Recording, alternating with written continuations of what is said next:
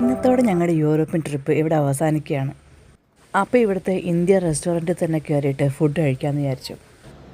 വാ മോനെ. നോക്കുമ്പോൾ നല്ല അടിപൊളി റെസ്റ്റോറൻറ്റ്. ഇതിൻ്റെ ഉള്ളിലെ ആംബിയൻസൊക്കെ എനിക്ക് വളരെയധികം ഇഷ്ടപ്പെട്ടു. പിന്നെ ഒന്നും നോക്കിയില്ല, സീറ്റ് ഉറപ്പിച്ചു, ഫുഡൊക്കെ ഓർഡർ ചെയ്തു. ഇതൊരു ഡ്രാഗൺ ചിക്കൻ ആയിരുന്നു, പക്ഷേ അത്യാവശ്യം നല്ല എരിവുണ്ടായിരുന്നു.